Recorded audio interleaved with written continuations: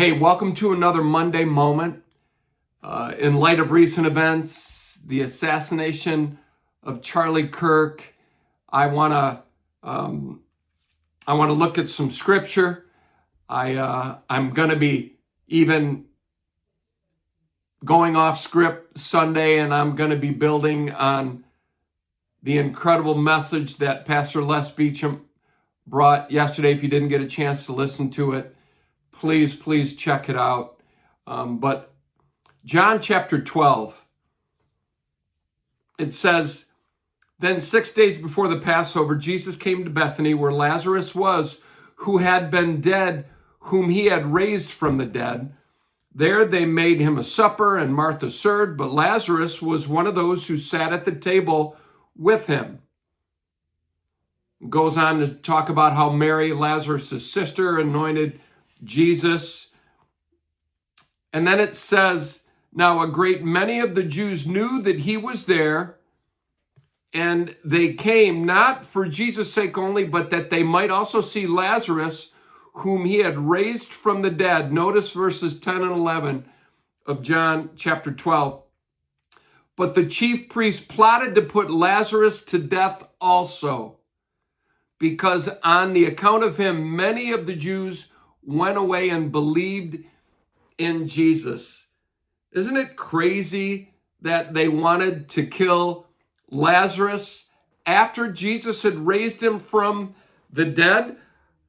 You know, I can't help but think about the impact that Charlie Kirk has had and how his assassination, and many, I believe, are rightly calling it a martyrdom, how many are coming to believe because of it, how many are stepping up because of it. So let's just establish a few things, because I think the lines are clearly being drawn as to what it means to really be a Christian today. Should the church be getting involved politically today? If Charlie was a Bible-believing Christian, why was he even getting involved politically? Let's just establish that those espousing to be religious can have murder in their heart. Please note that the chief priests were the ones plotting Lazarus' death. They were plotting to kill him along with Jesus because many had believed. So this murderous insanity has existed for a long time. This isn't anything new. It's nothing new.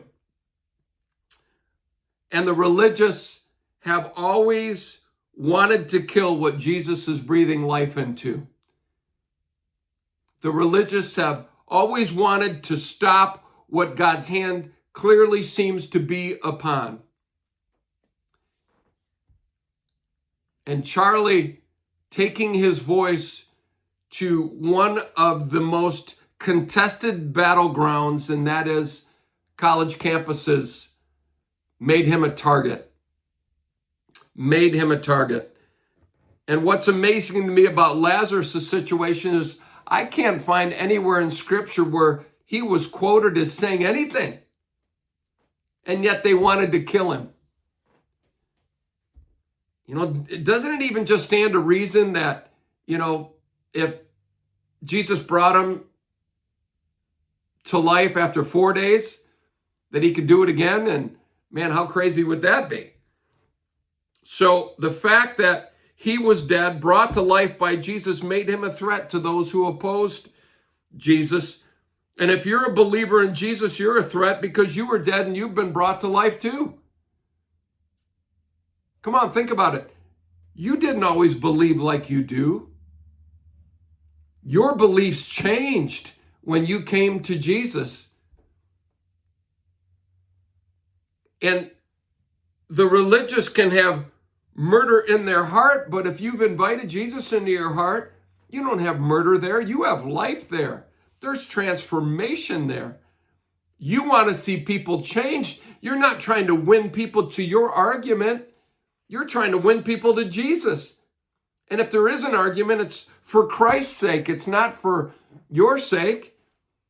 And I'm finding today that people who are calling themselves Christians are now qualifying their Christianity. You know, many who would call themselves Christians were saying, I didn't believe what Charlie said, but I don't see it right. It was wrong that he was killed. And you'll find people labeling their Christianity today. I'm a liberal Christian. I'm a gay Christian. I'm a progressive this. Listen, you're either a Christian or you're not. There's no add-ons to Christianity. You know, you're either a Christian or you're not. You shouldn't have to qualify your Christianity because it's not about you. It isn't to define you.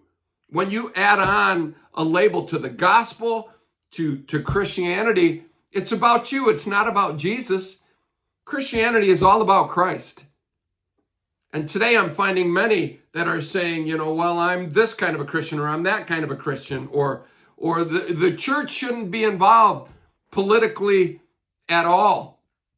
Well, maybe if the government wasn't getting involved in the church wouldn't have to. But please know that whole statement of separation of church and state, it's not found in any of our nation's documents. That came from a letter that Thomas Jefferson wrote the Danbury Baptist Association in 1802 in response to their concerns. And Thomas Jefferson was assuring them that the government would not make a national religion, that the government would not interfere in private religious practice. I mean, Thomas Jefferson was not a religious guy, but he saw the necessity of religious freedom and the positive influence that it was with our founding fathers, and many that signed the Declaration of Independence were strong believers, had seminary degrees, more than half.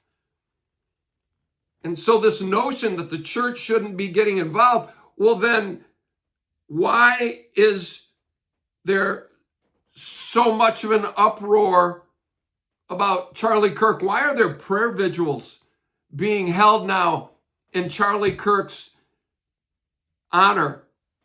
Why is there such a concern now? Why are young people stepping up like never before? Because they see the heavy-handedness that's taken place today. Did you realize that Charlie Kirk would be quoting scripture, and that in today's culture, the quoting of scripture is being seen on an equal standing with hate speech?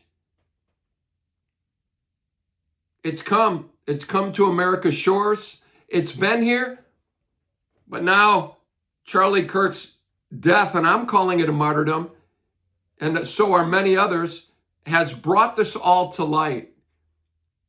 And so I want to encourage you moving forward, which is what my message Sunday is going to be all about. Like, what do we do now? What should our response be now? I want to encourage you, be bold. You're not picking a fight, but you're surely going to stand.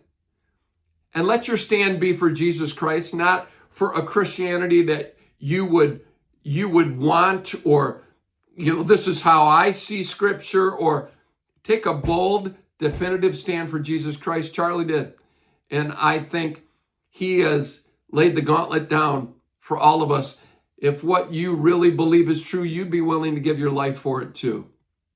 Hope this finds you well. Until we meet again, God bless.